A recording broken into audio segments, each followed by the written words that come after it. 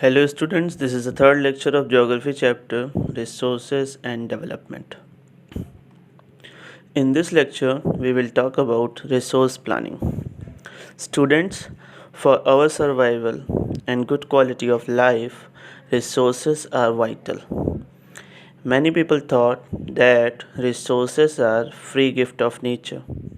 That's why they utilize the resources inappropriately at large scale, which cause three major problems. Number one, due to overutilization of resources, many resources are depleting today.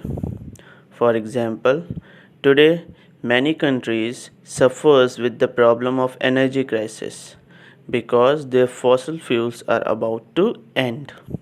Second problem is due to overutilization of resources, many global ecological crises are arising. For example, global warming.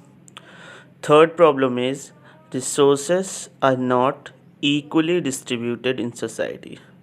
That's why it is divided in rich and poor.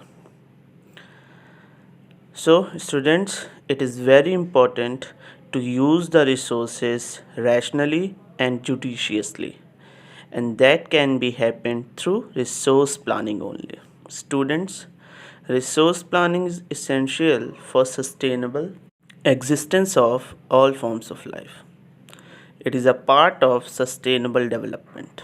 Students, sustainable economic development means development should take place without damaging the environment, and development in the present should not compromise with the needs of the future generations.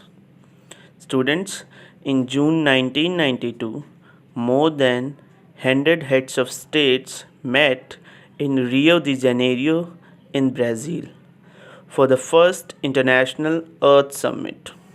The assembled leaders signed the Declaration on Global Climatic Change and Biological Diversity.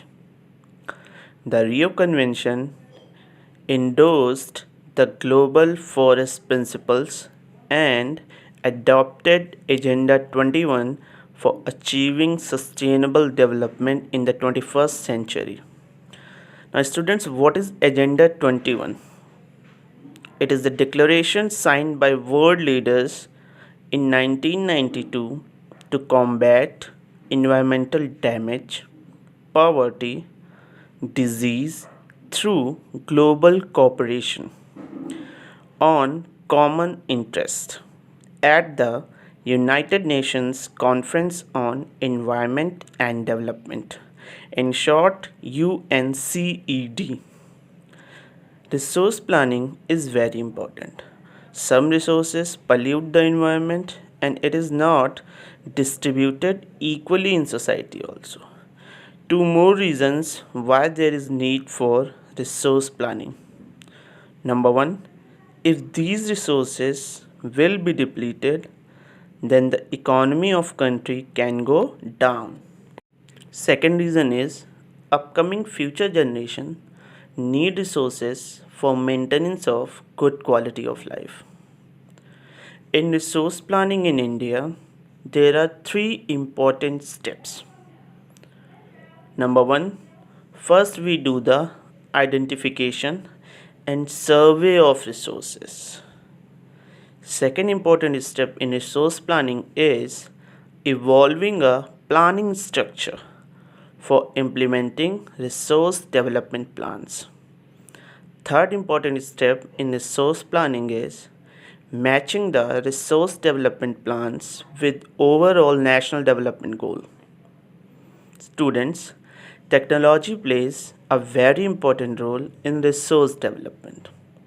Without technology, we can neither use resources nor develop it. For example, the history of colonization reveals that in India there are many resources, but we don't have the technology to use it after developed. Britishers had the technology, that's why they had taken the advantage of it. They used the resources inappropriately in India. Overall, we have to conserve the resources today. Resource conservation at various levels is important.